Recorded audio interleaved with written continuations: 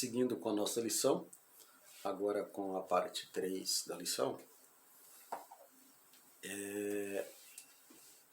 estávamos explicando na parte 2 aqui. Então, Moisés também foi um intercessor por um povo que rebelou contra Deus, idolatrou, né? Conhecemos o episódio do bezerro de ouro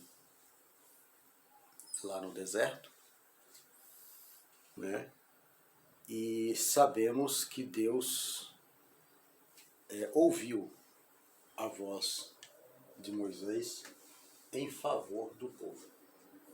Também sabemos, conhecemos a história de Samuel, no capítulo 1 Samuel, no capítulo 7, versículo 5 ao versículo 9, tem também um episódio onde o povo estava sendo ali sofrendo com os inimigos, e eles clamam a Deus, né? E eles pedem que que Samuel orasse por eles. E nós vemos que Samuel se colocou diante de Deus em favor do povo e ofereceu sacrifício. A Bíblia diz que ele, quando estava ali ainda oferecendo o sacrifício ainda sendo oferecido, Deus manda uma trovejada. Deus troveja sobre os inimigos e dá a vitória ao seu povo. Depois nós vemos aqui, amados, que no subtópico de número 2, onde fala um castigo inevitável. Quando é que o castigo é inevitável? A Bíblia vai falar, amados, que devido à apostasia generalizada ao longo da história de Israel, do povo de Deus, né? O povo tem toda a travessia do deserto, né? O povo em peregrinação, peregrinando pelo deserto, e Deus cuidando do povo. E mesmo assim o povo se apostatou da fé. Perante isso, chega um ponto em que fica sem retorno. Quando o povo de Deus não agradece, não é grato a Deus pelas graças, pelas misericórdias, pelos livramentos, por tudo que Ele tem dado, livrado, ensinado. Por esse motivo, a Bíblia vai falar que Deus recusa a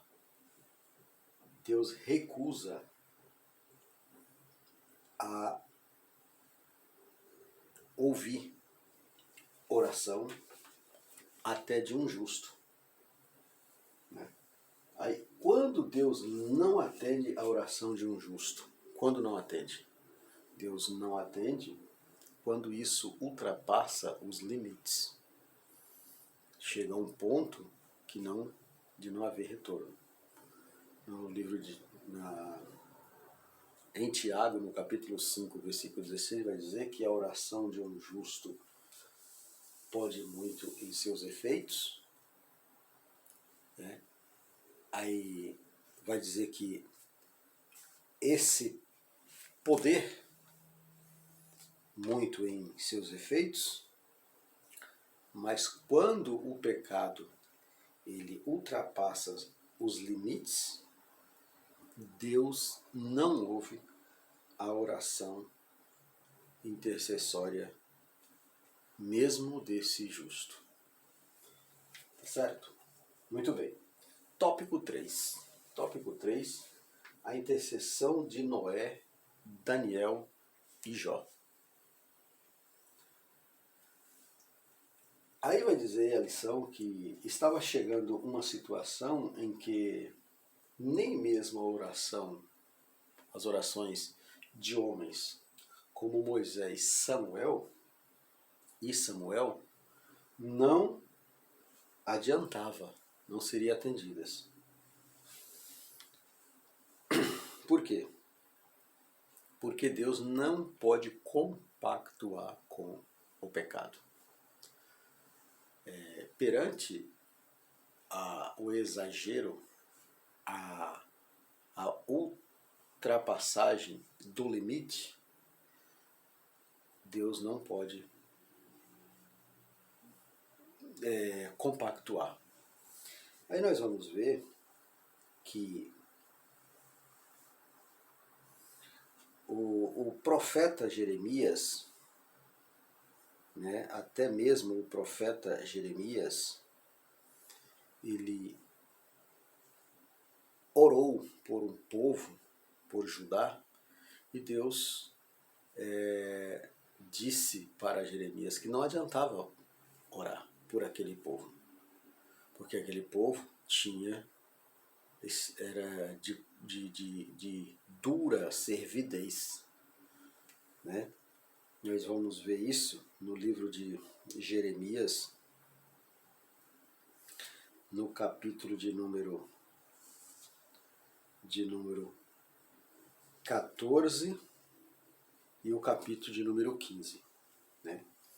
Essa situação em que Deus não pode, Deus recusou a ouvir a oração de Jeremias, né? Por causa da transgressão dos limites ultrapassados pelo povo. Muito bem. O subtópico 1 do tópico 3 vai dizer que porque o povo não acreditava, né? Aqui fala porque o povo rejeitou os profetas. Uma pergunta. Eu coloquei aqui porque não acreditava ou porque rejeitou os profetas. Por quê? A lição vai estar dizendo que a geração dos profetas Jeremias e Ezequiel conhecia o relato da destruição de Sodoma e Gomorra. Então, aquela geração conhecia o relato. E eles conheciam o relato de Sodoma e Gomorra, na qual Abraão, orando, e a condição para que aquela cidade não fosse destruída era se tivesse 10 justos.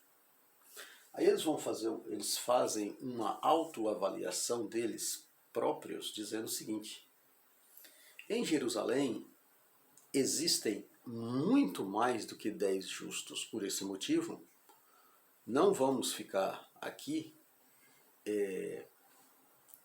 acreditando nos oráculos de Ezequiel. Não vamos ficar dando credibilidade à pregação de Ezequiel. Lembra de Noé? Pois é, Deus fala para que Noé construa a arca e o povo não deu crédito à palavra de Noé. E o que aconteceu? Deus manda a retribuição ao pecado. Deus manda o dilúvio para punir uma nação pecaminosa, uma nação perversa, uma nação maldosa da época. Então, em todas as épocas, todos os povos, em qualquer lugar, havendo desatino de afronta a Deus, Deus pune, Deus entra com a retribuição.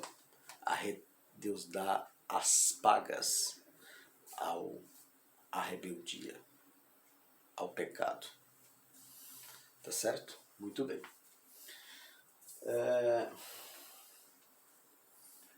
Subtópico de número 2 vai dizer o seguinte, né?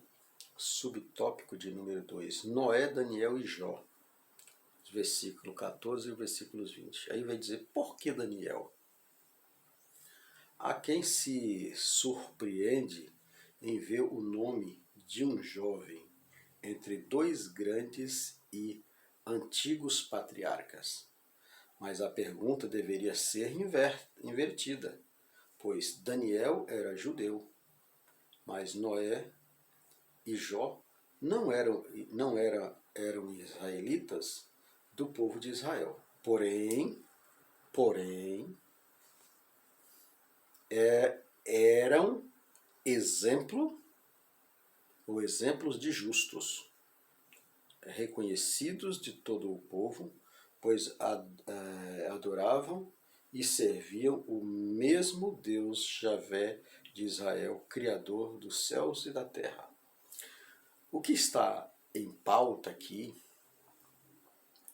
não é simplesmente o fato de Daniel não ser contemporâneo de Jó e de Noé. Né? Sabemos que Daniel, muito tempo depois, aparece na história de Israel. Daniel era judeu.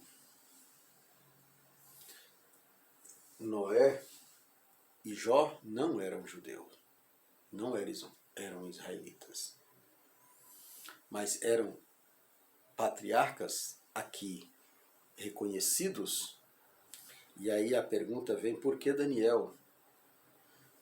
Mas a questão aqui não é questão de ser considerado um nome como patriarca ou não, e sim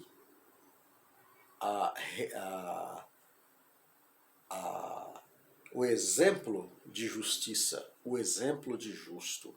Por isso, Daniel está aqui nesta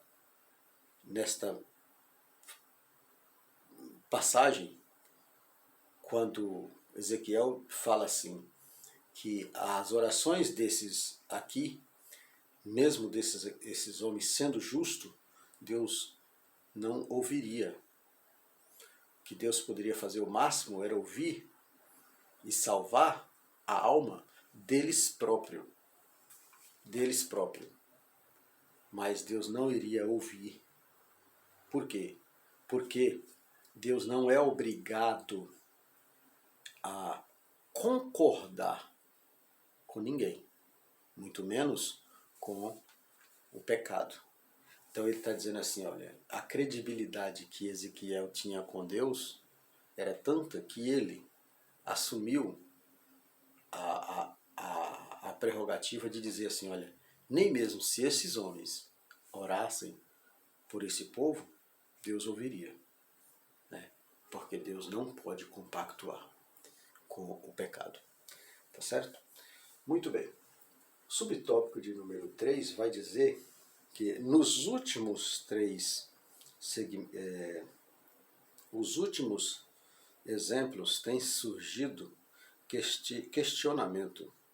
Nos últimos tempos tem surgido alguns questionamentos sobre a identidade de Daniel, apresentado neste trio de justo. O que está aqui, amados, em pauta aqui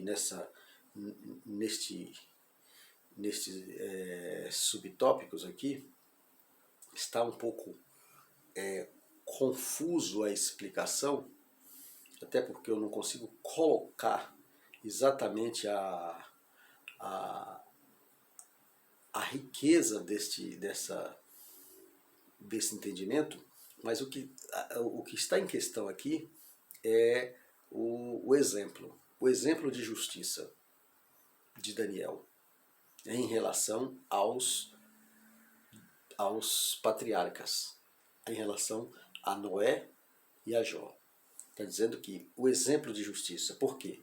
Porque Deus considerou Noé justo ao tal ponto de escolher ele para preservar, né, espécies e a sua família, porque eram tidos como justos diante de uma sociedade. Aí Jó também, no capítulo 1, versículo 8 de Jó, vai dizer que Deus vê em Jó tamanha sinceridade, tamanha retidão, que foi capaz de permitir que Satanás o afrontasse, né? ou tivesse um encontro com Jó. E Jó, na sua justiça, né, ele teve afrontas ao ponto de não negar a Deus, a sua própria mulher, levou ele a desestabilizar a sua fé, mas ele não desestabilizou, né? Ele foi justo. Louvado seja o nome do Senhor. Muito bem. Podemos concluir a nossa lição de hoje dizendo o seguinte, vou ler a conclusão. Concluímos a nossa lição conscientes de que o enfoque da justiça de Deus nesse discurso de Ezequiel diz respeito à retribuição divina ao pecado. Então, nesta lição, nós podemos concluir dizendo que o enfoque, ou seja, a total reflexão, total holofote, essa é a palavra mais apropriada, dada por Ezequiel, né, em seu livro, e principalmente nessa leitura que nós lemos na leitura bíblica do capítulo 14, esse principal enfoque é a retribuição de Deus, é as pagas de Deus, né, ao pecado. Porque Deus, como nós falamos no início, ele não cobra quem não deve a ele. Tá bom? Mas primeiro também ele avisa, né? Antes das coisas acontecer, ele avisa. Muito bem. É importante ter em mente esse conceito para não se confundir com a justiça da teologia paulina, que justifica o pecado, que justifica o pecador que crê em Jesus.